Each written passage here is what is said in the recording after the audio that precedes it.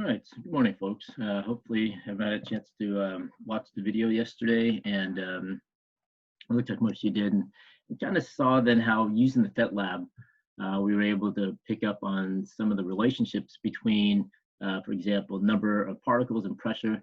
And so basically, what we did was we examined the factors that affect gas pressure. All right, so so again, if you need to make sure then that you take a look at the FET lab, use it to help you also as we go through today with these gas laws, okay, and the problems that we'll do with these gas laws. Please make sure you use the FET labs to help you with that as well. They're very useful in trying to understand the relationships that you'll need to know in order to do the calculations. The calculations themselves end up being very simple, but make sure you understand the relationships between each of the factors that characterize a gas. Okay. All right. So what we're going to do then is we're going to get into these gas laws. We saw yesterday then that by changing, for example, the number of particles, we can change the pressure as well. The pressure changes with the number of particles, so that as the number of particles increase, as we pumped more particles, gas particles into that gas chamber, we saw then that the pressure increased. As we removed gas particles from that gas chamber, that chamber that we saw yesterday, the pressure went down. That's known as Avogadro's law. And if you notice, Avogadro's law is not listed here. We don't quite go over Avogadro's law here. It's not that difficult, but we don't go over it here. We talk more about that in AP chemistry and higher level chemistry. Okay? What we will focus in on here is Boyle's law, Charles' law, Gay-Lussac's law, and the last one is just what we call the combined gas law, which basically by the name itself, I think you can pick up on what it does is it combines together all three of the named gas laws. So we'll talk about that, and we'll get to that hopefully by the end of the period today. Okay.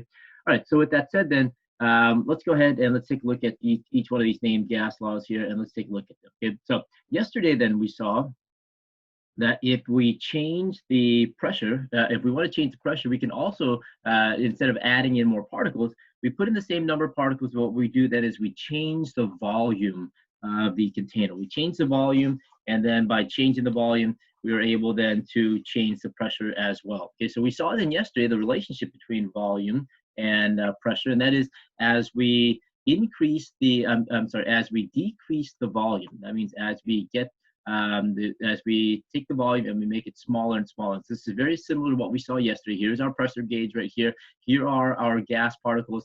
And here is the movable wall. Remember the chamber?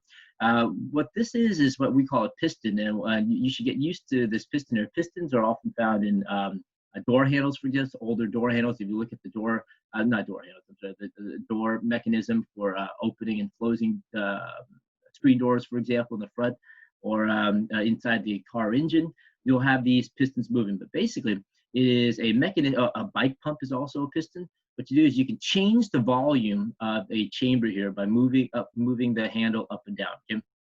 So what happens here is as you close in, as you take the chamber here and you make it smaller, you push down on the piston here and you make the chamber here smaller, you're effectively then making the volume smaller. So you have low volume here, the volume is small, okay? So you are decreasing the volume, okay? And so what you notice here then is that the pressure then increases as a result, okay? So if you do the reverse, which means then you take the handle and you open up the piston and then you make the volume of this chamber higher, that means that you increase the volume of the chamber, you see then that the pressure is going to drop, okay? And so therefore, what we said then is that there is an inverse relationship, which I pointed out to you. This is just a proportionality symbol here between pressure and volume. That means that as one goes up, the other one goes down. And that's what essentially Boyle proposed way back in the day when he was studying this as well. Okay, so that's what we want to make sure we keep in mind as we move forward with this. Okay, so at this point, then what I would like you to do then, if you haven't done so already, if it's not available to you right there, what I'd like you to do is go ahead and grab your FET lab, the Boyle's Law lab, which is the very first FET lab that we did. Okay, go ahead and grab that particular FET lab, and I'd like you to open it up, okay, to the question where you had, or to the section where you had to fill in this table. Okay, so essentially what you did with this table then was that you changed the volume, okay, and then you observe the pressure. Okay, you change the volume, and so therefore you observe the pressure. So the volume then is what we refer to in science, in chemistry, then the volume is what we refer to as the independent variable. So the volume is the independent variable, independent. And this answers the question underneath this graph. So hopefully you have this graph. So open it up to this graph here. Okay. So the volume is independent variable because this is the variable that we change. This is the variable that is changed. We control it. Okay. And so the pressure then is what we refer to as the dependent. Okay, so the pressure is the dependent variable. And so this answers, again, the question below this table. Okay. Because this is the responding variable. This is what happens. This is the response as a result of the change that we make here. So we change the volume, we are able to change the volume, and then we look at the response as a result. Okay? And so the pressure and the volume are what we are comparing here. So in changing the volume, so I've given you the values that I've recorded here. Obviously, your values will not be the same. Okay? They may be similar, but they will not be the same. So you change the volume. Remember, with the volume here, what we did was we opened and closed that handle, okay, to increase and decrease the length of the chamber.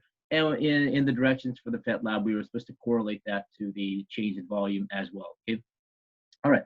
So with that said, I recorded the pressures in each one of these as a result of the changes in the volume. I recorded the change in pressure as well. And if you did so, then the next thing you're supposed to do is you were supposed to plot pressure and volume. Now, typically when we plot these values here, the convention then typically is that you would plot the independent variable along the x-axis. Okay, so you would plot the independent variable on the x-axis. Okay, so that's what we would typically do. Again, this is convention, and then the dependent variable would be plotted along the y-axis.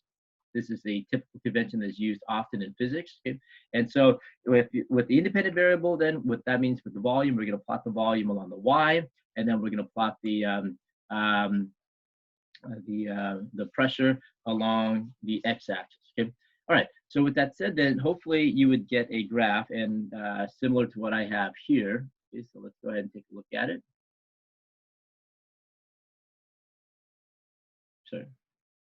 Okay. So let's go ahead and take a look at it. And I'm sorry, there's a typo here. I accidentally reversed these two here. Okay. But this is the graph that you would typically get. You'd get a graph then that is parabolic in nature, where you would see then, hopefully your graph would be the same, where you would see then that as the volume decreases, as we see this from point to point, as the volume decreases here, you see the pressure also decrease. Okay, so and that's what we observe, and hopefully you're able to plot that as well and recognize that. Okay, all right. So with that said, then the next thing they wanted to do in this graph, then, okay, so if you take a look at this, let's answer a couple questions about this graph here. All right, so when the volume is 2 liters, what is the pressure of the gas? So real quick, let's go ahead and answer that together. Let's take a look at this. In order to answer the question, then we take a look at the volume when it's 2 liters right here. Okay, so when it's 2 liters, we take that volume and we trace it across to where it intersects the graph here.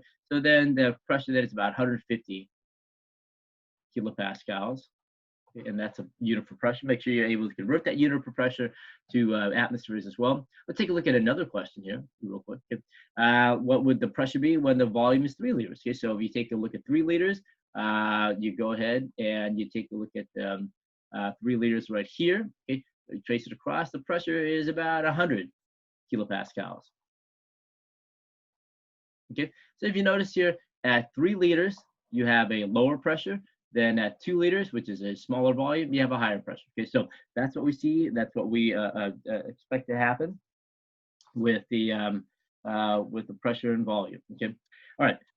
Let's go ahead then. Let's take a look at what I'd like to do then is continue with our analysis of the table that we have here. Okay, so with that table, then the next 2 columns, what they do is they ask you to find a couple constants. K here represents constant. Okay, so they want you to find then a constant. Okay, if it's a constant, if you multiply the 2 values together. So if you multiply these 2 values together, what I get here is with my data. Okay, with my data, what I get here then is, let me go and write these down for you. Okay, I get 117, roughly 117 units then to be liters, atmospheres. Okay, liters times atmospheres. I'm gonna leave that out for right now. I get 116.2 roughly here, 117 here. Okay, 117.7 here, 116, 0.8 here, and then 117 here as well. Okay, so if I multiply these two together, if I multiply pressure and volume, each of these pressure and volumes, these are the values that I get. In the last column, they want us to do is they want us to take the divide the two, take pressure, volume, and divide the two, and I end up here, and I'll give you these values: 0.52 for the first one, 0.59 for the second one, 0.69 for the third trial, 0.97 for the fourth, 1.8 for the fifth, and then 4.68 for the last one. Okay. All right, so the question then is this, okay? Of these two calculations here, which is going to give us a value that is constant? K represents constant here, okay?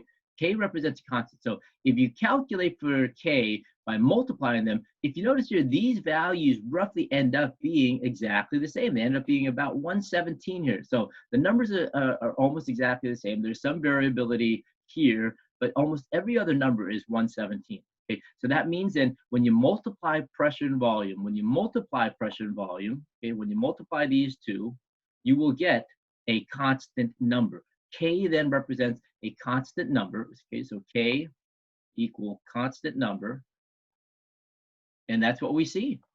Okay, that means the number stays constant. The product stays constant here. When you divide the two, then, if you notice, then there's some similarity here. These two numbers are the same, but everything else, every other calculation is different. So therefore, when you divide the two, so when you take the two and you divide them, okay, the values are not constant. That means then the numbers are not the same. Why is that important to us? Because if you take a look at this here, and I want to go ahead and I want to continue on. So let's go ahead and open up your, so turn to the next page here. Okay? And look at the question that we're to ask you, which value remains consistent in the data table? Is it K1 or K2? There, we see then that it's K1 that is constant, okay? That means then when you do the calculation for K1, it's gonna be constant. What does this mean, folks? It means then, if you take a look at this here, for trial 1 and trial 2, let's go ahead and just take 2 trials here, and let's go ahead and continue to answer the question. Okay, we're going to take 2 trials here. We're going to take a look at trial 1 and trial 2. Okay, if you take a look at trial 1 and trial 2, okay, you'll see then that trial 1, I'll call this pressure for 1, volume for trial 1. Okay, and I'm sorry, let me go ahead and erase this real quickly. Okay, and compare it to the pressure for trial 2 and the volume for trial 2. And you multiply these two together, what you'll notice then is that, again, they give us almost identical constants. Okay, so that means then what you see here is that each one of these gives us roughly a value of 117. Okay, and this is about 116.2, but they are almost equal to one another. So we're just going to call it equal. I could have chosen trial 1 and trial 3, and they would be exactly equal. Okay? Which means then when you take the pressure and volume, from trial 1 and you multiply them together, and you take the pressure and volume trial 2 and you multiply them together, you get then a value that are equal to one another. That the product of those two pressures and volume will be exactly equal. Folks, what we've just derived here, what we have just been able to derive here is Boyle's law. Okay, so let's go ahead and take a look at that. There it is. And that's what we were able to do. We were able to derive Boyle's law there. And so if you notice then, Boyle's law states simply then that if you have a pressure and volume, okay, if you have a pressure and volume under one set of conditions, pressure and volume under one set of conditions, which we call condition 1, and the pressure and volume under a second set of conditions, which we call pressure 2 and volume 2, those two conditions should be equal to one another if you multiply if you have the product of those two, if you multiply pressure and volume, they will be equal to one another. What can we use this for? Well, understand this. If we know the pressure and volume under one set of conditions, and we know the pressure under the second set of conditions, we can find the volume. If we know the pressure and volume under the second set of conditions here, and we know the volume for the first, okay, we can find the pressure for the first. Basically what we're saying here then is if we know 3 of these variables here, we can solve for the last. That is Boyle's law, and that's what we will use Boyle's law for, because the relationship does hold. And so we can work through a problem such as this one here. Okay, so let's go ahead and take a look at a problem such as this one here, and we can be able to solve for. Okay, so what we have to do then, and when we work out these problems, you have to make sure you keep this in mind. You have to first of all identify that it is a Boyle's Law problem. How do you do that? Well, you do that by recognizing then or identifying then that they are asking you to compare the pressure and volume under two separate conditions, which means then they will mention in the problem two different pressures, and they will mention in the problem two different volumes. So the way that I always suggest people work out word problems, and I've suggested this a couple times before in class, folks, and that is make sure you write down what, identify what is given first. Because once you identify that, okay, so what you want to do then is identify what is given first, because then after you've identified what is given, you can determine then what they want you to do. That whether they want you to use Boyle's law, Charles' law, Gay-Lussac's law, ideal gas law, or whatnot. Okay? But that's what you want to be able to do. So let's go ahead and do that first. Okay, so let's identify what's given. Let's go ahead and highlight what we're given here. Okay, so let's go ahead and take a look at it, okay, and work this out. Okay, so this very first number right here, let's identify that. Okay, you recognize that this is a volume. How do we know that's a volume? The unit of liters. Okay, so a balloon contains 30 liters of a helium gas. So we have a gas here at 103 kilopascals.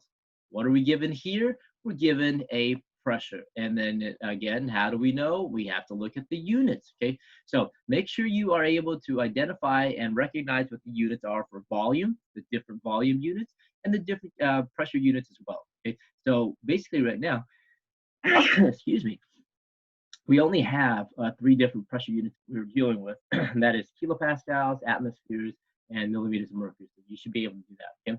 All right, and so we have a last number here. Let's go last measurement here. Let's go identify that. And again, kilopascals. So that is also a pressure. Okay, so let's write down what we have. We have a volume, and I'll V for volume, a volume of 30 liters. Okay, we have a pressure, and let's go ahead and write that down. We have a pressure of 103 kilopascals, and then we have a second pressure. We have second pressure given to us, and that's going to be 25.0 kilopascals. Okay. Now, given here that we have volume and a pressure here, okay, let's take a look at then what they're asking us to solve for. Okay, so now that we've identified what we are given, let's identify what we are asked to solve for. Let's go ahead and do that. Okay. Okay. So let's read the problem here. So in order to do that, we need to read the problem. Okay, let's read the problem and let's take a look at what we have. Okay, so so they're asking us here, what is the volume of the helium balloon, which means then they're asking us to solve for a volume. Okay, all right. Now the question, so we were given two pressures, one volume, and we're asked to solve for a volume. So we are given a pressure and a volume, and then we're asked to find for the volume under a different pressure.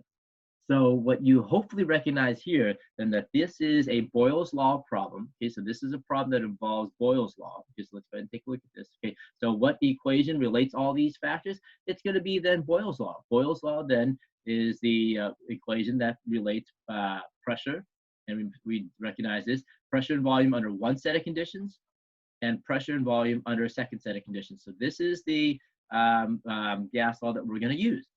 The last thing we have to do here then is identify then which pressure and volume represents the initial initial condition and which pressure and volume represents the second set of conditions. Okay, well there we have to read carefully. Okay, so let's go ahead back into the problem and read this. Okay? We were told then that a balloon contains this volume. Okay, and that at this volume that it has this pressure.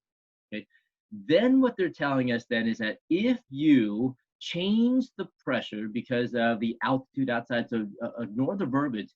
If you change the pressure to 25 kilopascals, what's the volume going to be? Based on that, then we can identify this volume then as being the initial volume, or the condition 1, and that's pressure 1. Those are the pressure and volumes that we're given here.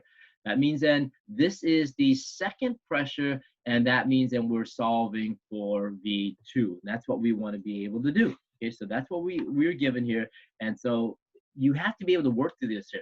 Now, I'm hoping that you can get to a certain point where you can work out these problems very quickly in your head, and you can or you can answer these questions in your head, and then just work out the problem. But you got to be able to do so. So in the until you get to that point, folks, make sure then that you are writing this down. Make sure that it's clear in front of you what you have, and then go ahead and solve for the problem. Okay?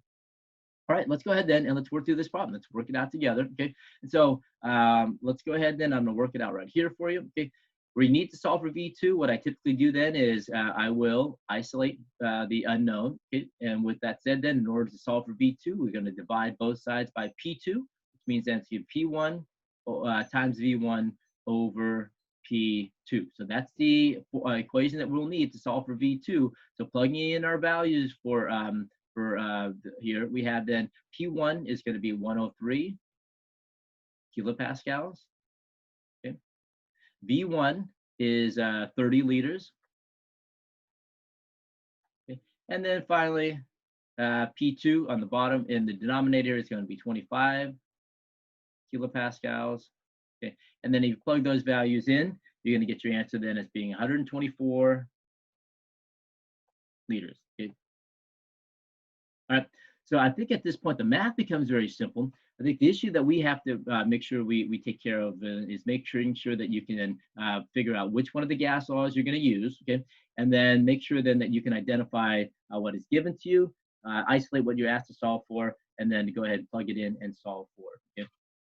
All right. What I'd like you to do then is let's take a look at, so now that you have this in front of you, make sure you have that, okay? What I'd like you to do then is let's take a look at number 13 here in your problem set, okay? Let's take a look at number 13 in your problem set. Let's work this one out really quickly, okay?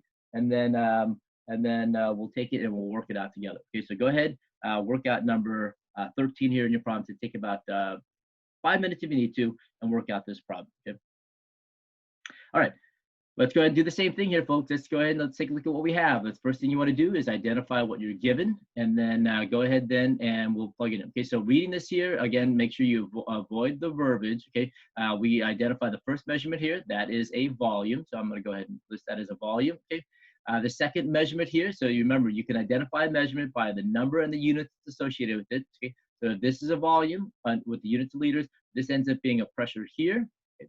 And if you take a look at this then, this is a second pressure. This is another pressure here. Okay? All right. So with that said, then what are they asking us to solve for? They're asking us to find the new volume. What will the new volume be? So they're asking us to find the volume here. Okay. So they're asking to find a volume.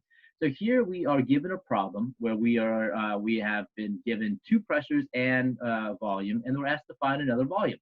So the gas law we're going to use, then hope you recognize this, is going to be Boyle's law, which is going to give us, which is this here. Okay. All right. So now the question then is, go back to what we have here. And again, what I've done here is I've not included the questions for you like we did in the previous slide. I've just went ahead and identified the pressure and the volume. Okay. Now we need to identify which one of these is the pressure, pressure 1, V1, okay, and pressure 2, V2, and which one are they asking to solve for? Okay. All right. So let's go ahead and read this.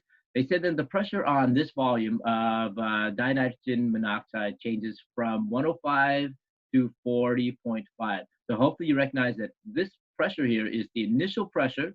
We're changing the pressure here from 105 to the second pressure here, which is 40.5. Okay, so that's pressure 1 and that's pressure 2. Which means in this volume here, they're telling us that the volume, this pressure is the pressure when the volume is at that. So that's going to be V1, which means then we're solving for V2. Okay. All right. So with that said, then I think we can go ahead and solve for this one. V2 then, let's go ahead and rearrange the equation. This problem ends up being exactly the same as the one we did in the previous slide. Okay. So P1 over V1 over P2. Okay. So plugging in our values here, let's go ahead and do that. We have then 105 kilopascals times V1, which is 2.5 liters, all over 40.5 kilopascals, and that's plugging that in. Yeah, I'm sorry, let me go ahead and plug that in for you. 105, sorry. Have that 105 times 2.50 divided by 40.5. All right, so we get our volume then as being to three significant figures, 6.48. The units should be liters. And if you notice then, the units actually cancel out as well. Okay. All right. So make sure you're able to do those problems. There's some practice problems for you. Hopefully you're able to do the practice problems from the PhET lab as well to give you more practice with this. Okay. So with that said, then let me ask you to do one last one here. One last one. Okay. And let's take a look at number 14 in your problem set. Okay. Let's work this one out and then take about 5 minutes. I know I'm running a little bit over time, but we're kind of strapped for time, so I'm going to take a little bit extra time to work through this. Let's take a look at number 14 here in your problem set, and let's work this one out. Okay. All right. Hopefully you had a chance to work this one out, folks. Let's go ahead and do the same thing here, okay? And make sure you write down your answers here, folks, as well, okay? So make sure you write down your answers and then post your work here, okay? Let's take a look at number 14 and let's identify what we have here. So we have this value, this measurement first, okay? We have 99.6 kilopascals, which represents a pressure, okay? We have 24 degrees Celsius, okay? So this represents a temperature with the units here. We have 4.23 liters, which is a volume, unit to liters. Okay. We have this value here. We have this measurement here, which is 93.3 kilopascals, which is another pressure. And then we have this measurement here, which is a temperature. Okay. All right, so let's go ahead and let's take a look at what we have here. Okay. Let's take a look at what they're asking us to solve for. They're asking us to solve for a volume. Okay, so this is what is the volume? So we were given a volume, we're asked to solve for a volume. Okay. All right, let's interpret these numbers here, folks. Okay? This time we're given temperature, but if you notice here, temperature doesn't change. We start out here with 24 degrees Celsius. We end here with 24 degrees Celsius. So temperature is held constant. Which to remember is what we have to do when we are comparing pressure and volume. What do we have to hold constant? We have to hold constant temperature, and we have to hold constant number of particles. And so temperature here actually does not factor into this calculation. What we were comparing then is pressure and volume. So this is another Boyle's law problem. So we are dealing with Boyle's law here. So we're going to go ahead and use this equation here. Okay. All right. So with that said, then hopefully you recognize that because temperature again does not factor into this calculation. It doesn't change, which it shouldn't. If we're going to use Boyle's law, it doesn't change. But we're given the temperatures here, and it doesn't change. Okay. So now the question is, what is pressure 1? What is V1? What is pressure 2? What is V2? Okay, so we're told then that at the volume of the gas at this pressure here is 44.23. So that is the pressure and the volume that we were given to start out with. We are asked to solve for a second volume. This must be then, if this is the volume they're telling us at this new volume, whatever it is that we're solving for, this is the pressure that it exists at. So we were given P1 and V1 again, and this time we're given the temperature, which we don't need, but this time again we were solving for V2 because we're given P2. And so the equation then is going to be exactly the same. We're solving for the exact same, the method is exactly the same again. Okay, we're solving for the V2 again. So we're going to go ahead and plug that in as it stands. Let's go ahead and write that in. We have then 99.6 kilopascals, okay, times 4.23 liters all over P2, which is 93.3 kilopascals. Okay. And we plug in those values, folks, we get our answer then to 3 significant figures. That's 4.52 liters. Okay, so please make sure you write this down. Use this to help you do the problems from the PhET lab, okay, and that'll give you more practice in doing Boyle's law. Okay, so please make sure you get that done. If you had it done already, go back and check to see that you did it correctly. And then what we'll do tomorrow then is I'm gonna go through this a little bit more quickly. I'm gonna introduce to you Charles' law, review with you Gay-Lussac's law, and work through problems involving both of those. Okay. All right, very good, folks. So make sure you get the practice a little bit more with the PhET lab. You can do some of the problems in your homework, in your book. I'm not going to assign those quite yet because they involve the other gas laws as well. And so we'll get to those gas laws tomorrow, and then I think what we'll do is we'll finish up with that. Okay, so I don't think we'll be able to get through ideal gas law, but we'll try to get through the combined gas law. Okay. All right, folks. Very good. I will see you tomorrow. Okay. Have a good day.